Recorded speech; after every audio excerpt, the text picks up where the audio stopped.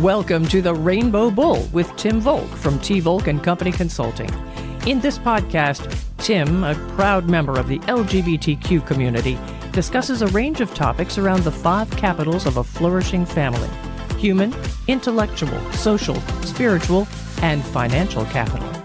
Tim will use this framework as he and his guest experts delve into the secrets of the wealthy and how we might learn from them. So let's get started on this exciting adventure together. Philanthropy, money, and doing good. But how do you measure success? Tim Volk's guest is Rob Kaufold, and this is part 2 of Tim and Rob's discussion of philanthropy. But this time, we figure out if being good can work. That was good, Patrice. I like that. Thank you. Hi, everybody. It's Tim Volk. Welcome to the Rainbow Bull podcast. And I want to welcome Rob back to continue our discussion around philanthropy. As I mentioned before, Rob and I are good friends. I don't know how many years we've known each other. Quite a bit. Too many. And Rob was just sharing that there was a time when I would text him. He's always been so good at calling back or responding to my request to help something. He's been on the Tim Fan Club for a while. I think that's what it's called, the Tim Fan Club. I'm gonna. You did threaten that I was stalking you. I don't know that I was stalking you. It doesn't. If I just. It sounded like stalking, Tim. Well, I was texting you, and he didn't respond, so I called his assistant. She was lovely. Yeah. Mm-hmm. So, Rob, I think it's really exciting to continue this conversation. And this part of what we want to cover is really, how do we know if we're doing good? How do we measure whether there's success or impact that we're having? And one of the articles that you wrote for Global Law Business had this paragraph I thought was interesting that said the summer of 2015 issue of Conscious Company magazine analyzed this huge transfer, this global $16 trillion that are going to transfer to the next generation in the coming 30 years. Although we've been hearing this for quite a while, by the way, that Right. stat. And it can be 16 to 30 trillion, but anyway, there's a huge amount of wealth that's transferring. And they cited that they estimated 7 trillion of the wealth, this is with a T, will be controlled by millennials by 2020. I don't think that happened. This is when 2014, right, or 15. But that 70% of this wealth will be inherited by women, continuing a growing trend of women controlling the majority of estates whose values exceed 5 million. Why is this important? Conscious Company notes that millennials and women will share common philanthropic vision, estimating that between 45 and 50% of those inheritors are interested in helping others, either through philanthropic giving or socially responsible investing. Maybe the wealth estimate of the potential charitable impact of this historic wealth transfer is low. I mean, the numbers are huge. Yep. Massive. I mean, right? I don't think we understand that.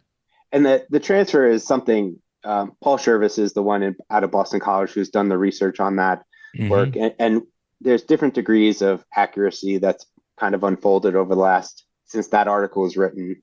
And there's some of it that's true. Parts of it is true is that wealth controlled by women has increased substantially. That's a true fact. Yep. The other thing that's important in that, and I know you've done this in other podcasts, is a lot of that. How does that wealth transfer? And part of it is it'll transfer via trust in most cases, especially for the wealthiest people. And the challenge for trusts and for trustees specifically is that within trust structure, there's very rarely has there historically been an ability to donate money out of trust. The trustee's responsibility is to maintain asset value and grow it for beneficiaries and future beneficiaries of the trust. So anything that degrades the trust is not an accepted use of funds by a trust. That's just law. And I'm not a lawyer, so accountant, so you can check me if I'm wrong, but recently, and there are movements towards creating abilities within trust to give away money. And there's reasons for that within the accounting world, is that it reduces the taxable income for distributions, and because it is a charitable deduction for the trust. And there's other mechanics behind why that's important, but there are beginning to show, and this is the evolution of what you just shared, of roles and responsibilities that have a charitable part of their job to help sustain kind of what the beneficiary experiences of getting that money, and having that beneficiary fully thrive as they receive their wealth. Part of it has become very clear that philanthropy is a piece of that puzzle at different degrees depending on different families. And so that work, without the numbers behind it, definitely continues. And as more advisors get trained on what philanthropy is and how it integrates into a family system or an estate plan or those types of things, all that is actively happening right now. I think our friend Jay Hughes had a statement or quote that he said, and I think I've said it with Jill when we had Jill Shipley on the show, but that 80% of people that inherit money feel it's a burden, 10% feel it's a gift, and the other 10% are somewhere in between that. Mm-hmm. Do we have how do you think philanthropy impacts that at all? Do we know, or do we have any? It helps with the burden side. And there's a lot of it that's part of that is education, family education, wealth education. What does that actually mean? The other thing is that the growth in wealth over the last 5 years is substantial. Like, as we talked about last time, giving has increased to $500 billion a year. It's not an insignificant number. $500 billion. $500 billion in giving a year. That's a huge number. The wealth of families we've seen is increasing dramatically, and not just in the 1%, but in that period, there's massive wealth within the system. There is abundance from that standpoint, even though there are definitely examples where abundance does not show itself or is restricted or is hidden behind gates and stuff like that. But there is in that system abundance. And so for those of us working in philanthropy, it's how do we get to that? How do we access it? And for me, sitting in the middle of the nonprofits that I partner with and the families that I serve, it's a way to kind of unlock, and as we said before in the previous episode, really accelerate giving into philanthropy is a key part of our work, and it's going to become the key part of Arlington's work. We're going to measure success on dollars out the door. So of our philanthropic clients, we're going to measure our success on how fast or how effective we get dollars out to charities and out to events. It's not going to be to accumulate philanthropic dollars. It's actually going to be to distribute. And so in that way, like how do I help families distribute? So that's my purpose, not to just kind of dedicate assets to philanthropy, but actually activate them and engage them in the work. Which I like, because we're going to talk about a little challenge with some of the structures today with that. Sure. But if we were to review, you had a great way of summarizing for the first podcast we did. In charity, there are 4 things that you can look at with the charitable group.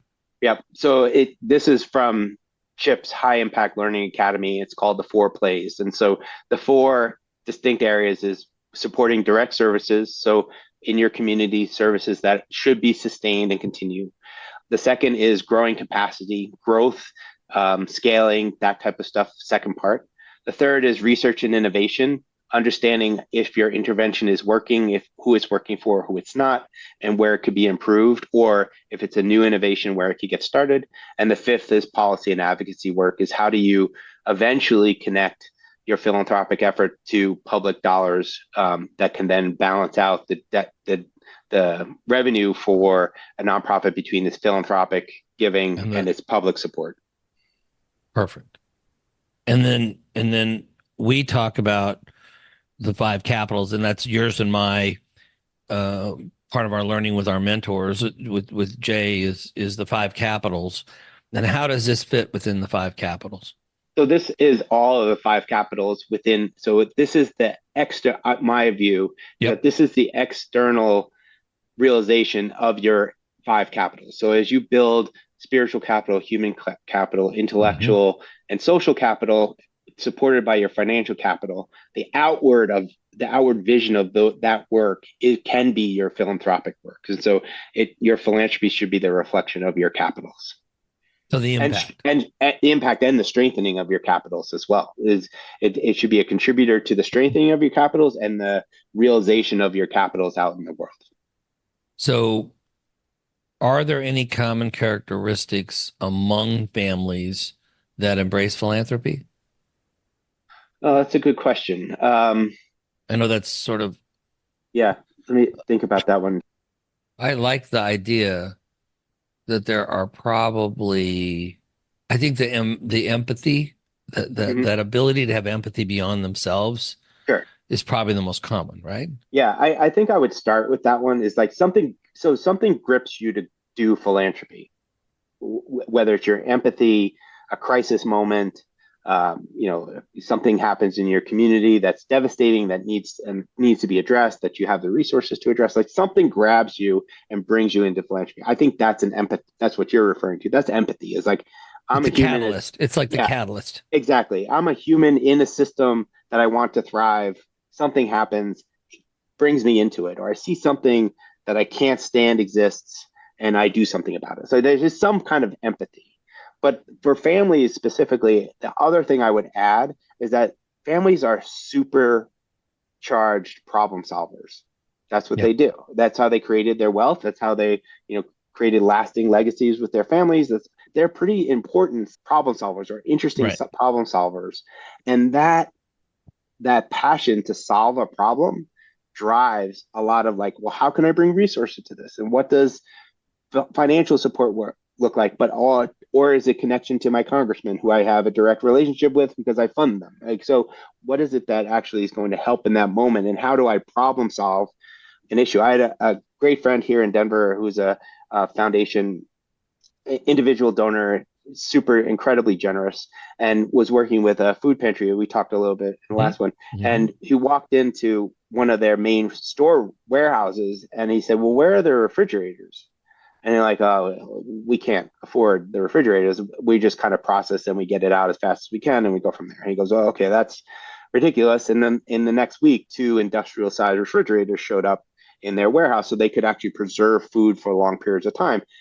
Yes, capital investment was expensive. They had the space, so it wasn't like they didn't have to create a building for it, and they had the power ability to support To it. run So them, right? there were things in place that he understood and said, "Oh, well, let's just put a couple of refrigerators here and let's walk-ins that we can then preserve and then extend the life of the food that we have, so that we can extend what we offer." Like that problem solving, that ability to have that 1,000-foot view of the problem is a massive asset, and I think common amongst the really great philanthropists I've had the honor I of was working thinking for. about the I didn't mean to Yeah, stop you there, but the Maui incident with the fire, they had it on CBS and they showed that the surfer, I can't think of the top surfer in the world, is from Maui or in Hawaii. And he had the boats. He had all his friends get boats that had boats, and they took food and water, everything yeah, over to the families that were struggling.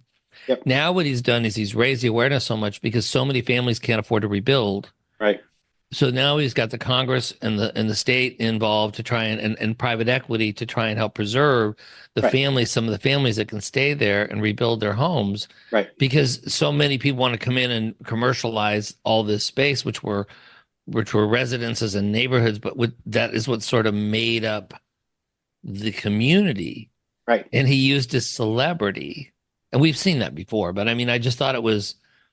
He had the Yep, innovation that we can't get there by car. Let's just take our boats. Everybody get their boats and we'll go over yep, there.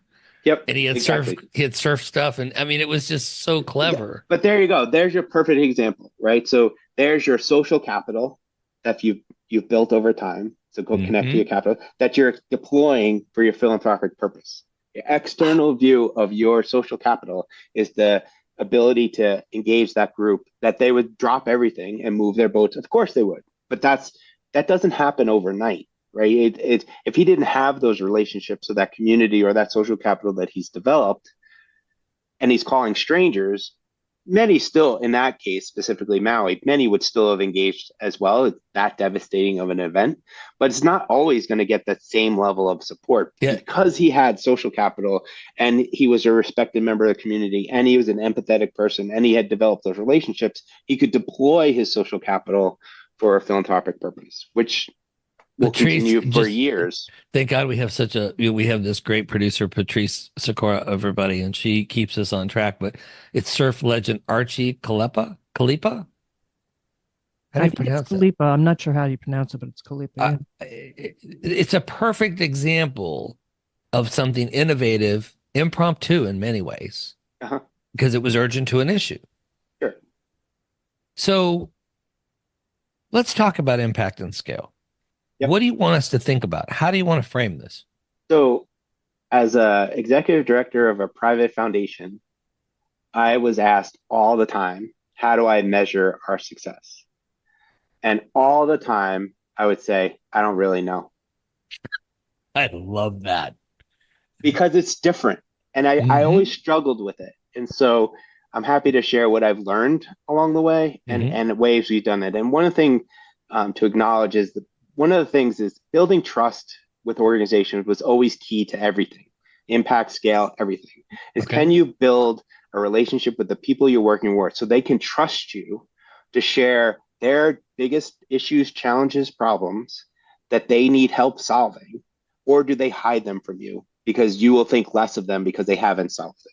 So can you develop? And for us, we deployed at the Hamera Foundation where I worked before, we deployed our accounting teams to help manage books and records and do back office services just to give some relief to the team. That also gave us the opportunity to develop trust and learn more about their organization. So our giving could be very specific as to where help was needed, where the executive director really needed their engagement. So building trust was important. I also think impact and scale get lumped into the same place. And the biggest learning I had is I think they're different. And so I'll explain what that means. Okay. Impact is whether or not your intervention, whatever you're doing, is solving a problem. Is it curing an ill? Is it rebuilding Maui? Is it rebuilding Superior, Colorado, where the Marshall fires? Where the Marshall fires. Is it effective and efficient at solving a problem? And is it financially sustained so that it will take for however long it takes to solve that problem? Is it there for its long term impact? Is the intervention solvable? I love this. This is my favorite. Is my favorite diligence question on impact is when we meet executive director is, what would it take for you to be out of business? What would it take for you to no longer have to worry about this ever? Really good question. Yeah, I like that question. I'm not asking about time, and I'm like, what time frame is this? I'm not asking about how much money. I'm like, what would it take for you to solve whatever intervention? So my impact view is, and because in that question, the executive director naturally defines a community. Well, I work in Superior, Colorado, I work in Maui, Hawaii, or I work in Anchorage, Alaska. Well, okay, well then I've narrowed it down to geographical focus. That's really all that's important for what I'm doing with you right now. It's not that this is going to be a national effect, like that kind of thing. So what is it what takes it? And then you get into deeper levels. So what is it? Impact for me is, are you making progress to eliminating the problem that you've identified? Are you? Yes or no? And what's the research and the information you're gathering to determine whether or not you are or not? And what are the improvements you need along the way? That's what I think impact conversations are in that section. So if you're the food bank like we used before, and you were serving 2 million families, now you're serving 4 million. That's not impact. Nope. No, that's scale. That's scale. That's scale. Impact would be that the 2 million people are self-sufficient, are nourished, not necessarily the goal would be the goal of the kitchen, right, is that no one needs to come here anymore, right? So right. At the end of the day is that they're nourished during their time, and that 2 million actually declines. Okay, so the impact would be that we're able to feed them, that they have food, no one goes hungry. Yes. Of the people that come to us. And we connect them to enough services that our service is no longer needed. Okay. That's impact. I like that. Okay. Scale, and you can invest your philanthropic dollars in that work, right? Too many times, because families have made so much wealth on so much fast, they then connect, well, it worked here. Let's do it to 1 billion places. That's not always the right thing, because philanthropic interventions have a cultural element to it, that they have to honor what's happening in the culture locally or demographically, as to maybe it's not accepted or not. Maybe an intervention in Texas or an intervention in Colorado is going to be different than it would be in Hawaii or in Alaska or in New York. Like what you have to understand what's actually driving the issue. Now, yes, Okay. everybody needs food, right? But the way it's delivered or the social service that's needed, like the impact is actually going to be different in those communities, even though the source is the same. Okay. Or for the food. So that's first. Scale, when an intervention is figured out that it works. Scale, and you see this, like you said, we went from 2 million to 4 million. Our cost per recipient is $1. Like for every dollar we get, you see this a lot with African charities, is saying like if we get $1.53 a day, like we'll be able to serve 10,000. Those are all scale metrics. Those are saying, I have figured it out. I know what's going to be successful in this community to rid ourselves of whatever it is the issue it is, disease, rolling out a vaccine, anything. But to do scale, I need dollars to reduce the cost of the delivery and then deliver it. Okay. That's great philanthropy to do that, but understand that that's what you're doing. You're not really changing the intervention, although you learn from scale, and of course change always happens, but the intervention is pretty much set at that point. Now you're saying, all right, we're going to go test this within multiple communities to see if it can be see if the effect can be done elsewhere. But it's different to me in the way I looked at it, and the way we would invest in organizations is different. So if a group, like I have great friends at a group called Active Minds who are in most college campuses in the US, like their job, they have figured it out. They figured out the model on campuses that engage students to help raise their hand that they need mental health support. Wonderful program, phenomenal led program locally, as well as an effective leader here in Colorado. Okay. So, but she just needs to be on every college campus. So her job, the dollars we're giving, is to scale to all these colleges, then get feedback and adapt. But so you're investing in her to scale because she's kind of figured out the model that works for college campuses. I don't need to invest in that so much. I need to help her go bigger, although there's always a little bit of both in any of these things. And so that's impact to me. Scale is a different, I guess it's an impact as well, but scale always was very different because scale is can this be accepted, expanded and multiple... grown? Right, exactly. Right, but it doesn't actually change the outcome you're seeking to the impact is still the impact. Of the impact. Yeah, exactly. So when you said earlier, as you were trying to give us a bigger view of things, that the donors don't have a full view of the puzzle. They're one piece of the puzzle. Yeah. It's kind of important to try and get a bigger view if you can. But it's also it's similar is to understand, is your dollars going towards the impact of the intervention that's being developed environmentally as well, or is it going to grow an organization or scale an organization? Very different outcomes, right? So if you say, oh, I'm giving if your executive director takes your money and says, well, we figured out the intervention. Yeah. And you're disappointed because they didn't go to 4 million people, you've missed the match, right? So if you've had the conversation and say, okay, our goal, you and me, is to grow to 4 million people. We're going to help invest. We're going to give you gifts along the way to help you get, and we're going to commit the time needed for you to get to 4 million people. Great. I'm not worrying about the intervention, even though that will come along with it. But that's what I'm helping you do. And that's in partnership with the executive director, who will always share this information with you. None of these questions will ever they won't phase any of them. No. Because they have to deal with them all the time. And you're asking them, like, how can I help? Go back to, Edgar Stein's book is to say, like, how can I help? And the question is like, well, I think we got it. So now we need to scale it. Okay, well, what does it take to scale it? And a director of ours used to ask all the time, like, okay, we're going to give you an investment today on day one. What's the investment? What's going to have to happen within the next 3 years for you to then ask for another dollar? What does success look like in that period of time that then allows us to re-up our gift?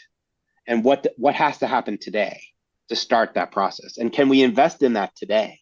So you're not left holding the bag at the end of this and say, hey, actually, we should have been doing this 2 years ago, but we didn't. Like it's just aligning time. Let's take a step back. Aligning the time period you're helping Understanding if it's you're designing an intervention or a solution, or you're designing something for a wider population. Okay. Those are critical for me questions as to whether or not, to your original question, are we having impact? Because our impact is only defined by whatever I defined it at the beginning. Correct. And every grant is different. Hey, sorry for the interruption. Look, I know you're listening to the Rainbow Bowl podcast, and I'm really happy you're here. But if you have any questions or issues you'd like to have us discuss with the experts, please email them to us at tim.volk@tvolkco.com. We would love to hear from you. But we don't always think about that when we go in to write a check. For example, particularly, because people think, well, I got to give some money away at the end of the year. So I gotta, I want to deduct something. So I'm going to write a check to somebody. Different. It's different. Whereas I think the more fulfilling way to do this is to say, I have an interest in, for example, I have an interest in our homeless gay youth. Mm-hmm. And so I found that Chicago House is one of the charities and organizations, one of the oldest in Chicago, that have been dealing with this. They house them, they help get them back on their feet, and they help to not only just provide a temporary thing, but they're also trying to get them back into society and solve for education if they've dropped out of school or, whatever their gaps are. Because it's, as you said earlier, it's not just that one thing. It's representative of a whole other stuff. But if you were to call Michael, the executive director, and say, okay, what can we do to help? He may say, well, we just need more beds, or we need to grow this, or we're thinking about trying to do this and help other communities, or maybe we're going to expand to mental health, or we're going to partnership with schools to make sure they get their GED and maybe into college. Right? I'll give you an example. So we're writing grant agreement with a program at the University of Chicago called 30 Million Words at the time. And we were giving grants. We were one of the original funders and then continuing to give grants. And they were balancing where their dollars were coming from. So to be successful, that organization, that program, to prove its intervention worked, needed a randomized control trial to do it. So a randomized control trial is a scientific study of whether or not a program or intervention is effective within a given population. And so we helped, but our grant wasn't big enough to support that, but it was big enough to get it started. And so we allowed them to get it started. And then another organization came in and funded the whole program, but they limited the amount of overhead costs that could be attributed to it. So all I did was shift our grant from supporting the randomized control trial to supporting the operating expenses. So again, it's just a puzzle that eventually, if we are flexible, and the value that you can give an organization is being flexible with your dollars is where it goes. Right. And we've talked about that a little bit in trust-based philanthropy and giving general operating dollars. This is what this means. Is are you flexible with your dollars that you allow the organization to put it where it needs it? Because that organization was PNC Bank, gave a big grant that allowed the program to go to be done and work being done. But it limited some of the operating expenses that we could support. All of a sudden, this puzzle looks complete. The organization can go forward, and now is in a couple different. The trial is in a bunch of different states, and then it's part of pediatric programs across the U.S. And it's just a matter of can you flex your dollars into the place where it's hey, we can activate this huge thing if you just do this little adjustment. Easy. Of course, you do that. And so but you know that because you've engaged with the executive director, you understand the system, you understand that you're opining on an intervention and you're helping it come to life, and you're not scaling. We weren't scaling. That's what scaling came later. But that's part of the process. It's just, can you be a problem solver? Can you help problem solve the parts of the puzzle? And here are my pieces. And every executive director will say, here are all my pieces. I have this big hole in the middle. Can you fund that? And then that may lead to this other stuff. Maybe the key, maybe the linchpin to make it all work. And again, that's a really successful outcome. And there's always places where it doesn't fit. doesn't work as well. And right. there's always things that get complicated, especially working with universities. There's all sorts of things that happen in that process that make it's not as easy as what I'm sharing it right now, but the theory is right. Theory is what's the piece of the puzzle. Even doing someone's books and records for a year sometimes is enough of the puzzle so they don't have to worry about it. They don't have to worry about, is my 990 filed correctly? There's a burden that you've lifted with that, right, to allow them to do the work that they're actually intended, why they started this work in to begin with. So measuring impact and scale in that way is very critical important. to come back and say, all right, what did I try to do? I tried to influence the intervention in the 30 million words case. I did that, and it went to the next thing. Great. In a 3-year grant cycle, awesome. I can say that was successful. But can I say that across, is there an overarching theme for Hemera? Of course, there's an overarching theme of helping people flourish, and work that we did. I can support that quantitatively and qualitatively, but that's just data that's accumulated over time. For specific grants, it's going to be dependent on what did I commit to and what period of time, what did I hope to achieve during that time? Because in 30 million words case, the outcomes of those kids, which were prenatal to 3-year-old kids, their outcome is first and second grade, way after our dollars ever have gone. Right.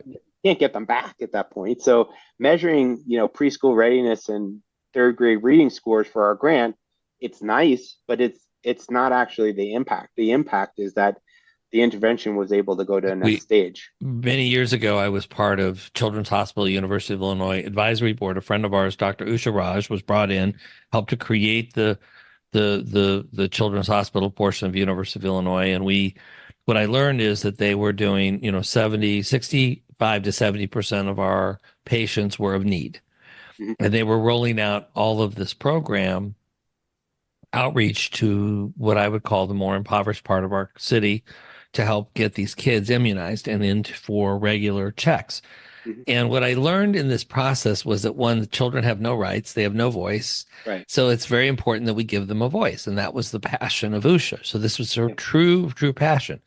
But the outcome was, she says, we don't really comprehend, as we're doing this today, if we do not immunize these children, if we do not get them medically set to be able to be in our world today, they will become dependent on the state as far as their medical needs. And it will be a huge burden if we don't fix this now. Yep. And I think that's a great way of looking at the today, the dollar, the time, the impact, and then they were trying to scale. Yep. Right?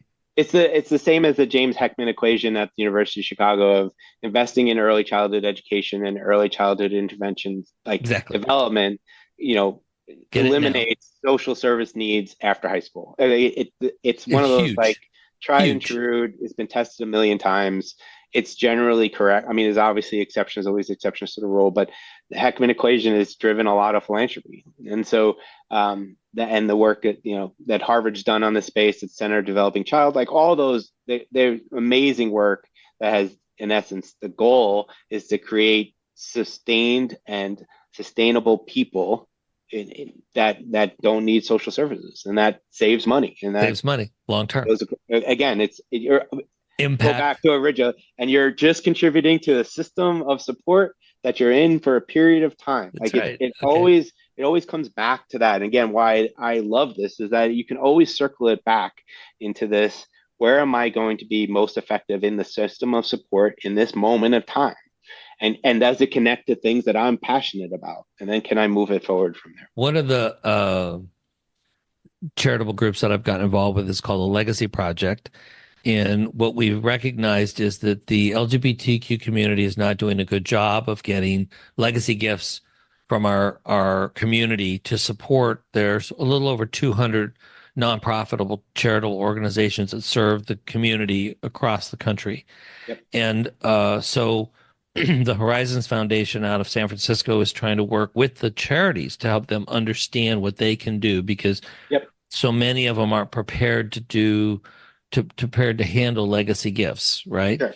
And now what my group is on the front side is, now we're going out to both the estate planning attorneys and the financial advisors to try and help educate them as to what we can do to make these aware, to help motivate people to make gifts, and also to make awareness to the types of gifts. Yep. And of course, in the financial community, we have all these structures. Yep. And I'm really excited to have you talk about the structures for a minute, because this is the technical side of our work where, Yep. I always hear you in my head when I say give the dollars. Just, you can always just write the check and give the money, or Yep. make the donation, right? And everybody else gets all caught up in all these structures. So would you like to review for us a little bit of these structures? I know you don't want to spend a lot of time, but a little time on this. I think it's important. Yeah. So I think it's important just to define a couple of them so people know what they are and what they're not. And there's a lot of press on a bunch of them. And so I think it's just an introduction. And it's one, I'll lead with what I'll conclude is like, don't be overwhelmed by it. There's just structures that have been created to facilitate giving. And there's many of them, and each one have different purposes, but there are different ways they're used. So, I'll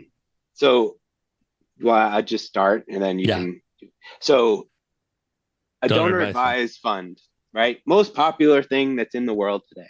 DAFs. Right? So, DAFs, DAFs, however you want to call them, are public charities that receive dollars where a donor receives an immediate benefit in the tax return that they then can elect to give that money over time. You do not have to give out that money once you donate it. So it's effectively a bank account that you hold until you have something, but you can realize the tax deduction in the current moment.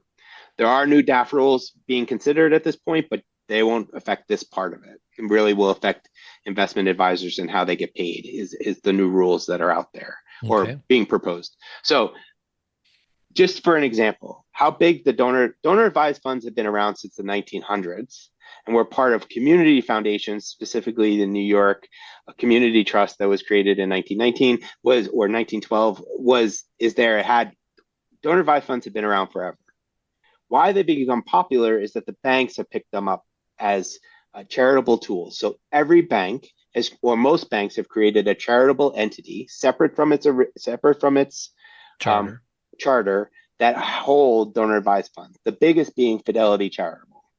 Fidelity Charitable is the biggest nonprofit organization in the world. With $48 billion under management as of 12/31/2022. Fidelity, Schwab, and Vanguard hold $89.6 billion of assets as of 12/31/2022, allocated for philanthropic purposes. Okay. So Fidelity specifically distributes somewhere between $10.5 to $11.5 billion a year out of their fund.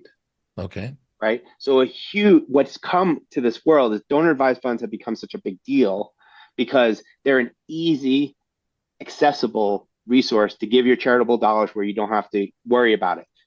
Donor bank handles any of the IRS reporting, does all the work. The trick of a donor advised fund is technically you, the donor, are giving the ability to give away the money to that organization. So if I set up a Fidelity account, I'm giving Fidelity the ability to give away that money. Okay. But because it's donor advised, they will take what I say and say, I want to give it to the local fire department. They're like, great, we'll write the check. So they take my advisement and then execute my gift. They have the ability to say no if they don't want to. Okay. And that is rare in the circumstances and is likely something that will be explored in the future as well. But effectively, since you've given it away, you can receive the tax deduction, and it grows into this big thing. The donor advised funds are simple tools to execute philanthropic giving. And most important it is when we'll talk about private foundations, is that it doesn't require a staff. You have a staff. You have the bank staff do this work. So cost-wise to you, it's effective from a giving standpoint. Okay. One other thing. Of the assets, so in 2022, those organizations received almost $28 billion of gifts. So it increased their donor advised funds by assets under management, $28 billion. Of that, 18 billion of it were non-cash assets, stock, illiquid securities, things like that. Oh. one of the really big benefits of working with a bank is they know how to value, sell, and disperse illiquid assets. If you're a private foundation, maybe you don't have those resources, or you don't have the valuation expert, or you don't have the auditor that can do that. So the service that these donor advised funds provide, super helpful for super complicated assets that aren't cash, so to speak. So you'll see you can see their businesses evolving effectively to become more of a help with the illiquid portfolio. So they're a good thing. They're a good thing. All things are good. As I said in the beginning, all philanthropy is good. Okay. Now, is there in the industry, is there movement to make sure that they give out their money? Sure. But typically, donor advised funds, Fidelity specifically, their give rate is somewhere between 20 and 25% a year of their assets. They'll give that amount out, where private foundations are their minimum is 5%. So the argument the donor advised fund world will make is that they're already exceeding expectations with regards to that. And generally speaking, that's true. So, but for a family and for an individual, forget the industry just for a moment. It's a way to accelerate your giving if you have something that you know needs work and can be distributed. There are things that are doing when a private foundation doesn't have its 5% giving, it can give to a donor advised fund. Those are things I don't like, because you're not affecting the system. And again, getting into geek world, it impacts the speed at which money gets to the philanthropic world. I don't like that kind of stuff. But as a tool, there's always, in the world that we live in, Tim, you know this as well, is there's always going to be an actor or two that utilizes it for their own good or purpose or that kind of stuff, or tax avoidance or other things. But for this amount of purpose, a donor advised fund is highly effective when you don't want to handle the administrative purpose of or all the activity that's required. You fill out a simple form that says, I want to give to my local United Way, and they go, great, and here it goes, kind of thing. The other thing is donor advised funds can give anonymously, which is super helpful, because some families don't want to give who their names are, or let that know. So donor advised funds can also provide anonymity to the gifts that they give as well. So super effective tool, very helpful to the community. Yes, I am a proponent of getting it out of their systems as fast as possible into the places where it needs to go. But as a tool for effective, it's a great way to use something that's already there. Exactly. And the other part, which you mentioned earlier, for new philanthropists, it's a great place to go learn, right? And it's a great place to kind of test your skills, to see if you actually have enough of a business plan or idea to create a private foundation, because it does require tax and accountants and all these other things. Does it actually satisfy your giving? So it's a great tool as long as you're clear as to how you're giving your dollars.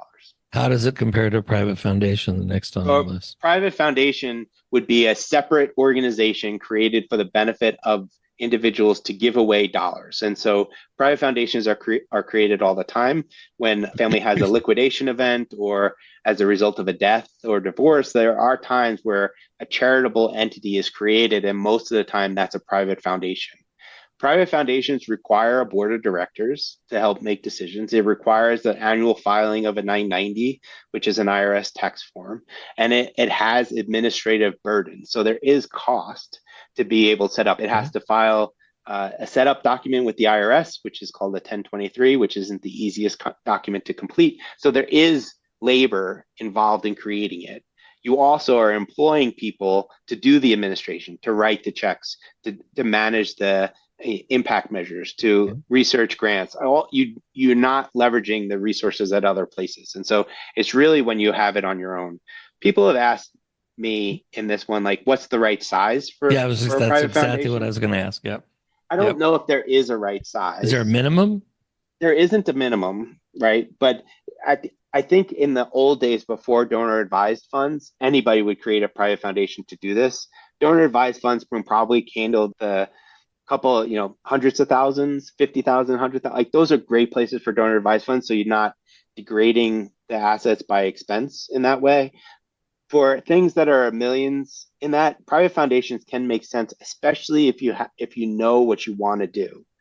The other thing is private foundations give you flexibility to do things that a donor advised fund as a public charity can't. So really quick, Okay. we switched rules here. So public charity is the United Way, your like places that you've known.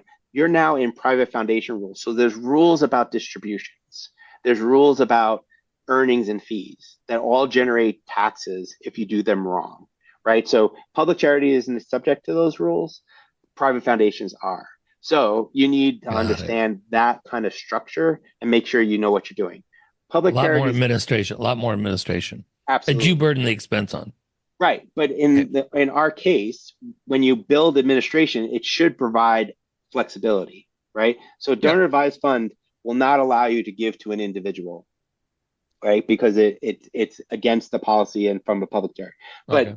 a private foundation, if you do what's called personal inurement, which is a technical rule to say you can give to individuals as long as they're not bias selected and not a relative, that Mhm. says, I want to help this person. You can do that as long as it meets one of the charitable purposes by the IRS, which again, they're broad in their discussion, and we don't need to go into the complexities. But in essence, if it goes into a charitable purpose, a private foundation may be able to do that as long as it provides documentation to the IRS as to what their charitable intent was and Okay. whether or not that charitable intent was made. So it gives flexibility to do broader things in the world that a donor advised fund may not allow you to do because they're responsible for your giving. So there's a lot in there, but Versus a that's public charity, which we discussed a little bit already, like a United Way or right. what's the hospital that they advertise on TV all the time? Oh, Shriner, not yeah, Shriners, or there's the like on TV, the theme that's always in my head is the Cars for Kids yeah, commercial, like that. Like, yes, those are all public charities public charities. Okay. that are effectively operating foundations that are serving a specific purpose and a specific community. And so there Okay. are programs within that have direct transfers, but it's all within there. To go back to what we were talking about, in service of their intervention, right? So it has limited to their purpose So is the what that public is. charity is the 501c3. All organizations are 501c organizations.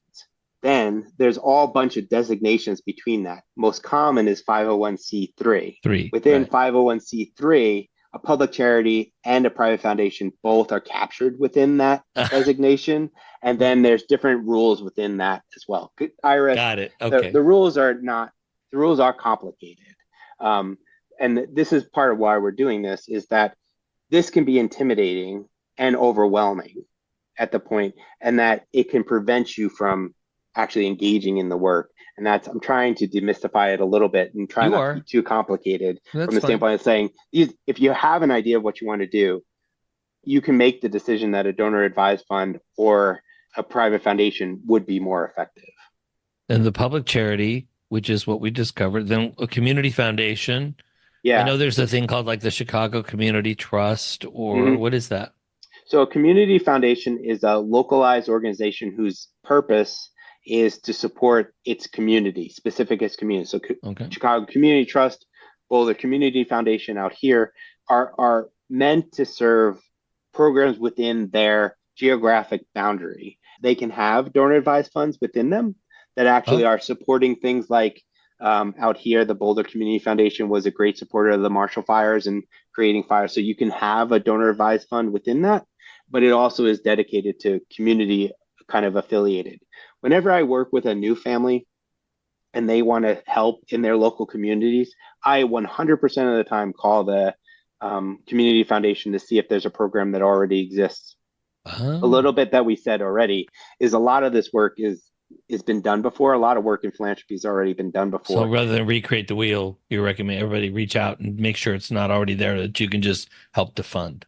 Or learn from them, or say, hey, I Okay. want to fund this thing, Okay. and the group will tell you, like, yeah, that's a great idea, we did that 20 years ago, it didn't work, here's how we're doing it today. So community foundations usually have the pulse of what actually is happening within their communities. And then you have fiscal sponsor. Yep. So fiscal sponsor is becoming a more common term in the world. So if you have a public charity, let's use the example of a food kitchen, who doesn't file its 501c3 status. Like it just exists as a entity. Like it's not like an LLC, like just an a regular LLC. LLC. Regular LLC. A fiscal sponsor is an organization who lends its public charity status to that organization so that it can receive donations. So, for example, if the Food Kitchen has a bunch of people who want to give donations but want the tax deduction, they will provide that money to a fiscal sponsor, most popular which is the Tides Foundation. The group that I use all the time is the Social Good Foundation. They can receive the money and provide a tax deduction to the person who gave it, and then they can take that money and then fund the Food Kitchen, because they will do the work to prove that the charitable intent, as defined by the IRS, was met. So it's in COVID. That's clever. This happened a bunch in COVID when you need, because it takes anywhere from 6 to 10 months to get your IRS approval, even though when you file, you're allowed to accept donations as soon as you acknowledge receipt. However, there's a little bit of risk if the IRS says, no, you're not a right charity, you have to return dollars, and there's a little bit of complication with regards to that. So fiscal sponsors are a great use of tools when there's a temporary situation, COVID being one, saying we need to execute. Maui fire, the fire in Maui Boulder. Fire, Marshall fires, like all these things that fiscal sponsors can help. Yeah, can help create get charitable dollars to for-profit entities for charitable purposes. And then the fiscal sponsor, amongst administrative stuff, they'll do accounting, bookkeeping, they'll do the tax reporting, but they also extend their C3 status to make sure that to that charity.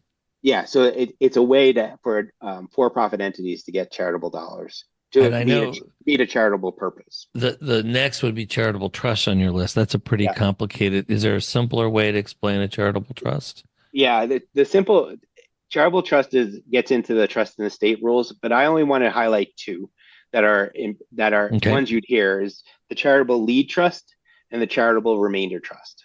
Effectively, charitable lead trust is one where a family or someone sets up an irrevocable trust for the benefit, in a lead case, for the benefit of a family beneficiary. But the lead part is any of the income the trust generates before that person is eligible, as beneficiary is eligible, goes to a charitable entity. So the leading income is distributed to charity. That's a charitable lead trust. Charitable remainder trust is when the income supports a beneficiary until they pass, and whatever's left goes to charity. Makes sense. So lead is the income before, and the remainder is after the death. End. Yeah, and those are the most common charitable trust structures. And then you have fiscal responsibility and direct gifts, mutual aid. Yeah, it's a couple of things here, just our terms more than anything else. So fiscal responsibility is understanding whether or not, as a donor, you're responsible for making sure that the donation you've made, if you use taxable, pre-tax or after-tax dollars, if you've used the taxable deduction, and then you've donated, you have the responsibility that money went to a charitable purpose. Okay. If you give it to a C3 organization, your work is done because they've already met the terms. They handle it from there. If it doesn't meet a C3 status, like we said, the Food Kitchen, you donor are responsible for making sure that it met its charitable purpose in order to receive the deduction. Okay. So that's called fiscal responsibility, and it's a reporting. There's a reporting requirement within the tax world that allows you to do that work. So that's what fiscal responsibility. Direct gifts and mutual aid work is becoming a bigger and bigger thing. We talked about a little bit with Pandemic of Love, is the direct transfers or the unrestricted income to people and giving cash gifts has been happening globally for years and years, but it's starting to show up in the US. And it started in the US, especially when there's crisis moments where people just need a few dollars just to support that work. That's becoming more and more popular as a charitable effort, but it's not tax deductible. So it's making sure we understand, like when you're giving to an individual, especially when you select, like Tim, if I wanted to give you money, there's no way I could call it charitable simply because I'm directing it to you, to your personal benefit. And so that's that's not charitable. However, if I say And I have no problem with that. But if I have $1,000 to give to my community, that a charitable community foundation determines, here's 5 people who could use $200 each, Right. and you give it to them, you can argue that you've done mutual aid work and that is charitable. But mutual aid work, for this conversation at least, and the work that you do with Indiegogo or any of those kind of website things, is all mutual aid and not tax deductible. Well, this is really helpful I think this is a key to navigating the more complex side of philanthropy or charitable giving. And Right. you and I talked about that we use these terms interchangeably. Right. And I think it's very helpful for our listeners to understand that there are structures of design that are already in place that you can utilize depending on what you're trying to do. And it's an easy thing sometimes to access them, particularly if the charitable group already has what you want to donate. If you want to impact this organization, you want to do multiple gifts or bigger gifts. Right. It's a nice way to be able to take the administrative burden of that giving and give it to those organizations that do this every day, day in and day out. And they're very efficient, I would say. Most of this. Yeah, potentially. For me and my work, all of these are tools, right? So I start with, what do you want to accomplish? And then design the tool that meets that purpose. Too many times, structures are set up first. We had a liquidation event, we created a private foundation. Well, maybe that private foundation is right or wrong. You haven't done the work yet, right? So my mission in life is to actually start from the values work that we had talked about in the last episode, and move that forward, and then design the structure that meets that goal. And even temporary, if it's a spend down or spend up foundation, working with a time horizon, saying I only want this dollars to be given over certain periods of time. There are different structures that work better for that than others. And so those are all tools. Once you've decided what you want to do and how you want to do it, the structure stuff comes after. Is there anything that you'd like to say that you normally don't get to say to people when you're doing this work? Don't get overwhelmed by the structures. The rules are complicated, and there's too many ins and outs. There are plenty of people who have sorted it out already, and there are plenty of people who can give good advice on that. So don't be afraid to ask for help on those things, because again, what we've been saying all the time, philanthropy should be simple. It should be. However, some of the structures are not.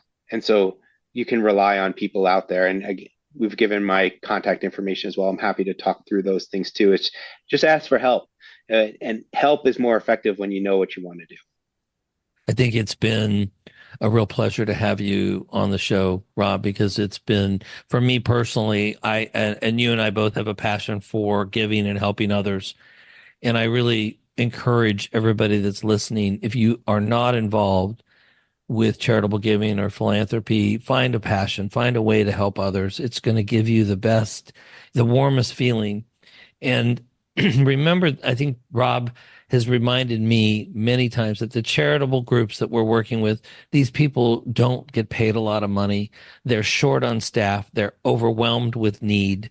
So please have empathy when you're working with them, because I think it's just really helpful. The more organized you are and the more willing you are to listen to where they can, that we can be of help. Like Rob's comment about ask for help, or how can we help, I think was the better. How can we help? Then, so find out what you like, talk to the people about how you can help, and then determine your action plan. Have I got that right? And that one thing I'll say is, as much as for executive directors who are working in this space and staffs and that kind of stuff, they are also the most optimistic people you'll ever meet, because they know in their hearts that the work that they're doing will solve their problem. So jump in the boat with them. So yes, there are many who are underpaid. There's many who are stressed. There's many who are working on limited resources. But if you get them to talk about what they're trying to solve, they are the most optimistic people in the world. And that, for me, is why I do this work, because that energy is infectious. And that's where you really feel like you're doing something. How can we get a hold of you, Rob? So email is rek tim.arlington.com, and my phone number is 203-554-9077. And Tim? Everybody, you can reach me at tim.volk@tvolkco.com. You can go to my website and look around. If you have questions, you can email me. You can call me at 312-636-5855 or text me.